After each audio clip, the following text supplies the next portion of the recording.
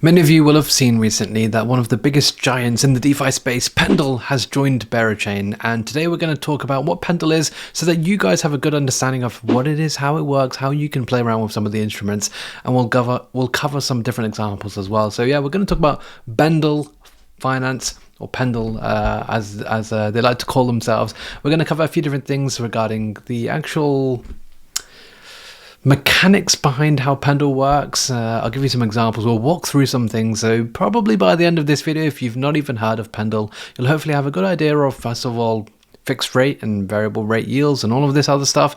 And you'll probably know how to play around with the app. I hope so anyway. Watch this on 2x speed. You'll get through it very, very quickly. You can watch it twice, actually. Double the views. That'll make me double happy. Right. First thing is, we need to look at this concept of an apple tree. And this is all going to help you understand everything that you need to know about yield-bearing tokens, but also how Pendle works. But yeah, before that, we need to learn about apple trees. Now, apple trees are great. And the reason being is because they last for a very, very long time, and every summer or every spring, they grow these beautiful apples, and these apples can be picked, and you can actually see that this tree has got hundreds and hundreds and hundreds of apples on them. And so if you're a farmer, or if you're someone who has one of these in your garden, you pick off the apples, you go to the market and you can sell the apples, and you can do it again the following year and the following year and the following year. And so this apple tree is actually a yield-bearing asset, right? Every single year it brings yield for you, and you can take that yield and sell it off, and that's like one of the beauties of an apple tree itself. Now, let's say the apple tree costs $100, right? And every 12 months, when summer comes, the fruits grow, and you can take this apple, and all of the apples, right? You add them all up together, you got $10 worth of apples from one tree every summer. I think you can quite easily understand how one apple tree here would give you an APR of 10%. Now, what if you actually were able to split the apple tree into two separate assets? You've got the tree without the apples, of course, and then you've got the apples that grow on the tree itself. Well, if you could actually split this asset, and we know that the apple themselves have a yield of, let's say, $10 every single year, then technically the apple tree without the apples itself, it's worth $90, right? And that's because we said the apple tree costs $100. If every year, the yield is worth $10, right? If we take the apples away, the tree by itself costs $90, right? This is a really important concept to get your head around, to really appreciate how some of these tokens on Pendle work. Okay, next thing that we need to know. Okay, what we'll do is we'll call the tree itself the principal, like it's kind of like the underlying thing.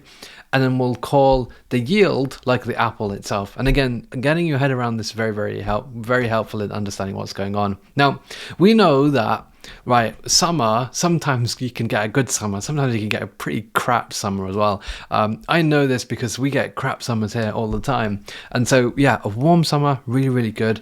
And when there's a warm summer, we're going to definitely grow a lot more apples than we're, usually expecting. Whereas normally when it's the usual cold summer, it's pretty terrible. We don't really get that many apples.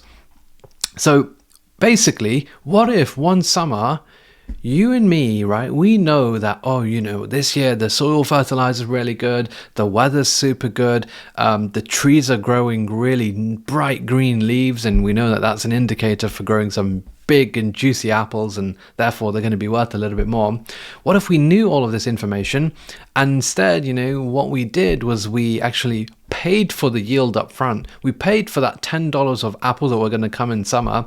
We paid for it in advance, and when it comes, because we knew all of this information about how good the yield was going to be, because of we learned something about the fertilizer, we learned something about the leaves growing on the tree, and we learned that the summer was going to be really, really good. Maybe instead of getting $10 of yield, we're going to get $20 or $30 of yield.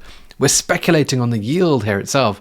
And so what we've done here is we've actually done a 2 or 3x trade. We've bought these, we've pre-bought the yield for $10, and we've sold it off for $20 or $30. We've basically done a 2-3x trade here. And so again, this is a really, really important thing to just get your head around, and appreciate how this is a thing, because when it comes to applying this concept to tokens, it'll make a lot more sense. So yeah, we can speculate on apples and make some more money, especially if we think that the apples are going to grow a lot more. So yeah, we can either speculate on the yield, aka the apples, or we can lock in a fixed rate on the principal, which is the tree. And again, we'll talk about this probably in a little bit more detail. Right, here's how it applies to tokens. So here we've got ETH. We know ETH, big blue chip asset. You can actually stake it. ETH is, of course, Ethereum, I should say, the proof of stake chain. You can stake ETH, help secure the network, and you can do it with someone like Lido, who are the biggest player in the space right now. $18 billion, $19 billion of TVL, and you get paid about 2.7% APR. All right. So what Lido did was they created this liquid stake token called STETH. Many of you watching probably have heard of it before. And so what would happen in 1 year if you held STETH, right? Well, if you had 100 ETH staked in Lido as STETH, your 100 ETH after 1 year becomes 100 ETH plus 2.7 ETH in yield that you've earned after 1 year. And so the staked asset itself, like is STETH, the underlying or the principal token here is ETH, and then the yield that we have is a yield that comes from Lido, aka that 2.7%. But if we wanted to, again, we can apply the same principle, ETH being the tree, and the yield is 2.7% being the apples that grow. Now, again, if we had this idea that, you know what, maybe we've got some information where the trading fees on Ethereum are going up, MEV activity is going up a little bit, and therefore we think, actually, you know what, staking yield is probably going to go up a little bit. We don't think it's going to be 2.7% in the coming future. We actually think it's going to be 5.4%. What you could actually do is you could pay for this up front. We could actually buy the yield itself up front. And when it comes to the yield going up in future, which is what we anticipate from all these other things, we're actually going to make a 2x trade on that itself. So yeah, this is like a really interesting thing that we could do. If we think the staking yield is going to go up, we can buy the yield itself. And if we actually think the staking yield is going to go down, we can actually lock in a fixed rate yield, and you do that by buying the principal token or the underlying token here. Again, we'll talk about how you can do that as well in a moment. So what is Pendle? Pendle essentially is a marketplace for you to actually do this, to trade these different assets so that you can either have fixed yield or you can actually speculate on the yield itself. And they do that through this two token model with this principal token and this yield token model. And essentially this concept of being able to split any yield bearing asset into these two tokens, which of course, if you add them together, becomes a yield bearing asset itself. And so that's what Pendle really offer. Any yield bearing asset can basically have a market on a platform like Pendle. You can essentially split this yield into the yield and of course the underlying assets. Now each market on Pendle has a few main components. They have firstly the asset itself. So here we've got Lombard LBTC, which again is a yield bearing asset. It's a Bitcoin LST. There is a maturity date, just like the apples that grow every summer, every 12 months. Again, these markets always have maturity dates. At which point, you know, the market's ended and, you know, you have to start again, essentially. They have, every market on Pendle has liquidity. Of course, you need liquidity if you want to actually facilitate the trading of these two assets. And then they have, you know, the LBTC, which is split into two assets. You've got the principal or the underlying asset itself, which in this case is basically the Bitcoin. And then you've got the yield token, which is essentially the additional yield that this asset earns, plus any kind of other additional components. And, you know, for some people, you know, it's speculating on the future Lombard airdrop. You know, the airdrop as well is part of the yield component of buying an asset like this. And so that also is priced into the yield token, whereas the principal token is basically just the underlying Bitcoin. And here you can see in this example, right, you can actually lock in a fixed APY of 3.3%. And you do that by just buying the principal token. And you buy the principal token. What happens is over the coming 62 days, you know, this generally will trade at a similar price. In fact, the fixed APY will obviously kind of be fixed, and so you're essentially buying Bitcoin right now at a 3.3% discount, and of course in 62 days you can redeem it for the underlying asset, and so that's kind of how you'll be able to lock that in. But generally the market prices the PTs as they go along, and so generally they trend upwards up until they get close to like 1 day away from or even on the day of maturity itself. But yeah, basically you buy the PT token, after 62 days you redeem it for LBTC, and you lock in your 3.3% discount when you buy it.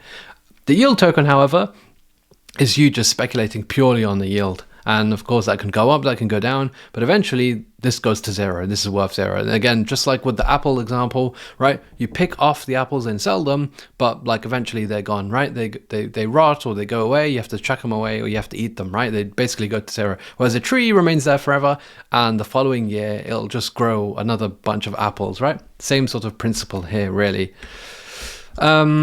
So that's basically how Pendle works. So the question is like, when should you buy the principal token? When should you buy the yield token? And I basically split this into two parts, right? When you should buy each of them. All right, so when should you buy the yield token? If you think the yields are lower than they should be, really. So for example, like we see a bunch of different markets here that are on Pendle right now. They have like Athena's SUSDE. If you, let's say hypothetically the yield is 5%, but you actually think the yield should be 10%, then you can buy the yield token. And of course, that'll be like your 2x trade. And again, similarly here, like with IBGT, if let's say the yield right now is 100% APY, but you think, the APY is going to go to 300%, again, you could probably buy the YTs there as well. When should you buy the PTs? The opposite, actually. So it's when you think the yields are too high.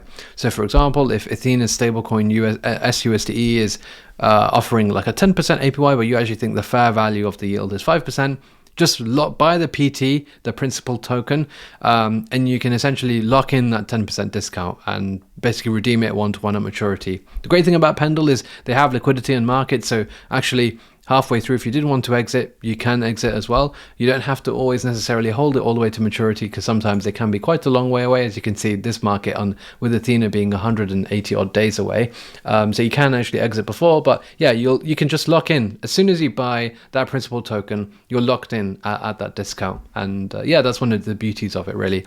So if you either think the yield is going to be too high or too low, you've got an option, and you can trade one of the assets there. So here's what they have. They have an asset on Berachain right now, IBGT. Many of you watching probably are familiar with this, but if you're not, this is one of the liquid staking tokens on Berachain for Berachain's governance token. And right now it's offering some pretty insane yields, over 120%, at times even higher than this. And this is coming from a variety of different rewards, most of it coming from the incentives that ecosystem protocols are providing for their tokens. And of course, this is going to Infrared's validator, and they're passing on those rewards to IBGT. Now, you've got two options here. You can either lock in a fixed rate 118% APY here, and after 90 days that will just redeem for IBGT, or you can actually speculate on the yield. If you think the yield is going to go much higher than 120%, if you think the yield is going to go to 300%, then again, this might be something that's really appetizing to you, because you can buy the YT and make significantly more profit that way. So yeah, buying the PT, lock in a fixed 120% APY. You can see that right here, like as I'm trading 10 IBGT here, and in return, after the redemption, which is in 90 days, I'm going to be earning at a rate of 113 or 120% APY there. That adds up to you making like a 20% return, a 20% gain at maturity.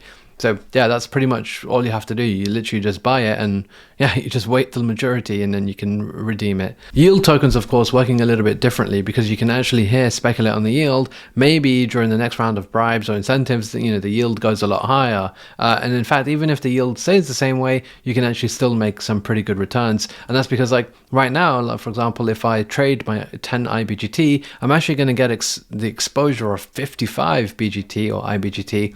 And of course, each IBGT gives the yield of one BGT, one IBGT here. Each one YT IBGT gives you the yield of one. So like this is really good, and there is a calculator here that you can play around with to see what the APY has to maintain at for you to kind of get the make a return overall, or make a positive return overall. But ultimately here you're speculating on the yield. If you think that 118% is too low, and you think actually in the long run it's going to sustain over this mark, well, happy days.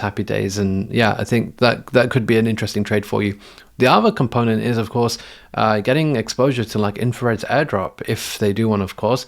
Again, that's going to come from the YT, the yield token. It's not going to come from the principal token. With the principal token, you're giving up all of the yield to basically just get it at a discount. And of course, all of that yield that you're giving up with the principal token goes to the people who are holding the yield token. And that's why you're able to get a pretty high leverage on the yield there as well. Of course, in order to facilitate these markets, you can also provide liquidity. And right now, that's offering some pretty juiced up APY. I must say that this is APY for those of you who have the Pendle governance token max locked. And of course, right now the yields are off pretty high because of some Pendle incentives. But this is like a third instrument or third option for you on Pendle itself, which can sometimes be pretty attractive as well. So yeah, the main thing is really just you getting your head around, the PT and the YT and figuring out when is a good time to buy either of them.